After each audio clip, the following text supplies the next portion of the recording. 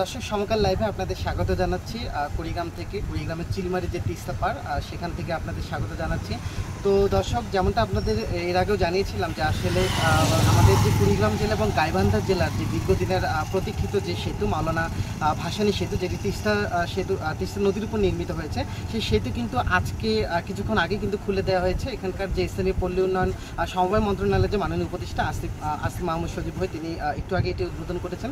তো সব মিলে এখানকার দুই জেলার মানুষের যে দীর্ঘদিনের প্রতীক্ষিত যে সেতু, সেই সেতু দেখার জন্য কিন্তু আসলে বহুল প্রতীক্ষিত মানুষজন আসলে দুই পাড়ে কিন্তু অবস্থান করছে। আমি যদি একটু এই সেতুর আপনাদের যদি দেখাই, যে আসলে এই সেতুটি কিন্তু এলজিডি থেকে বলা হচ্ছে যে দীর্ঘতম একটি সেতু, যেটির আসলে দৈর্ঘ্য কিন্তু 1490 মিটার বলা হচ্ছে। এবং পাশাপাশি আমরা যেটা জানতে পেরেছি, এই যে সেতুটি, যেটি কিন্তু আসলে এখানকার নদী শাসন থেকে শুরু করে কালভার্ট থেকে শুরু করে ব্রিজ মিলায় সব মিলে কিন্তু এখানকার ব্যয় আসলে 730 কোটি টাকা কিন্তু আসলে এই সেতুটি নির্মাণের ব্যয় করা হয়েছে। এবং আমরা যেটা জানি 2021 সালে সেতুটি নির্মাণ কাজ শুরু হলেও কিন্তু 2025 সালে কিন্তু আসলে শেষ হয়ে আজকে যেটির উদ্বোধন হচ্ছে। এবং এর আগেও আমরা দেখেছিলাম প্রায় 4 থেকে 5 বার আসলে এই সেতুর উদ্বোধনের তারিখ কিন্তু আসলে বারবার পেছানো হয়েছিল। তো সব মিলে আমি যে সেতুটির উপরে অবস্থান করছি, মাওলানা ভাসানী সেতু, সেই সেতুটি কিন্তু আসলে 363 কোটি টাকা ব্যয় কিন্তু আসলে এই সেতুটি নির্মাণ করা হয়েছে। এবং দুই জেলার বাসিন্দা যেটা জানাচ্ছেন, তারা যে উচ্চশিত জনতা, তারা যে আসলে যেটা জানাচ্ছেন যে তাদেরকে দীর্ঘদিন নদী পার হয়ে কিন্তু আসলে সেতু পার হতে হয়েছিল। এবং সেখানে কিন্তু 2 থেকে 3 ঘন্টা আমরা দেখেছিলাম সময় লাগছে, যে সেতু এখন তারা 5 মিনিটে আসলে পার হতে পারবে। আমি এখানে একজন দর্শনার্থী রয়েছে যারা সকাল থেকে আসলে অতি আগ্রহী এই সেতু দেখার জন্য আসলে একটু যদি জানতে চাই, এই যে আপনাদের বহুল প্রতীক্ষিত সেতু কেমন লাগছে আপনাদের? ধন্যবাদ আপনাকে।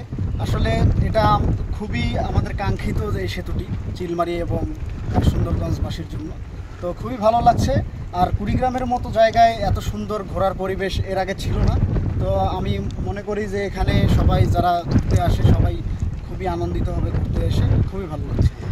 আমরা যদি আরেকজনের কাছে একটু জানতে চাই, এখানে আসলে তিনি জানাচ্ছিলেন যে ওপারে তার আত্মীয় বাসা রয়েছে। এই যে আপনি প্রতিনিয়ত আগে নৌকায় পাড়ি দিয়েছেন, এখন আপনি সেতু দিয়ে পারবেন, কেমন লাগছে আপনার অনুভূতি? এটা আসলে অনেক ভালো অনুভূতি, কারণ আমাদের এই চিলমারিবাসীর জন্য আগে নৌকা পারাপার হইতে প্রায় 2 থেকে 2.5 ঘন্টা সময় লাগে।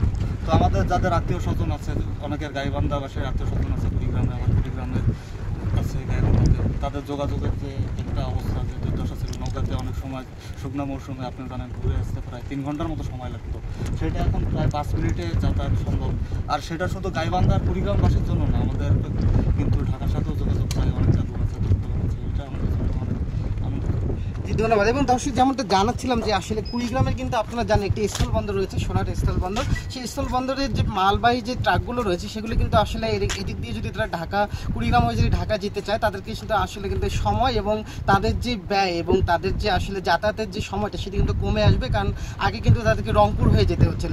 আর আরেকটি বিষয় দর্শক, আপনাদেরকে যেটা, আমি যে প্রান্তে দাঁড়িয়েছি কুড়িগ্রামের চিলমারি, এই প্রান্তে কিন্তু যে রাস্তার যে সংযোগস্থল, সেই সংযোগস্থলটি কিন্তু আসলে রাস্তার কাজটি কিন্তু এখন পর্যন্ত সম্পূর্ণ হয়নি। সেই সম্পূর্ণ না হয়ে কিন্তু আসলে ব্রিজটি উদ্বোধন করা হচ্ছে। এবং আমরা যেটা এলজিডির কাছ থেকে সূত্র যেটা জানতে পেরেছি, তারা হয়তো আগামী 1 মাসের ভিতরে কুড়িগ্রাম প্রান্তের যে রাস্তাটি রয়েছে সেটি দ্রুত তারা সংস্কার করবে। তো সব মিলে কুড়িগ্রাম জেলার যে মাওলানা ভাসানী সেতু থেকে এই ছিল আমার কাছে সর্বশেষ।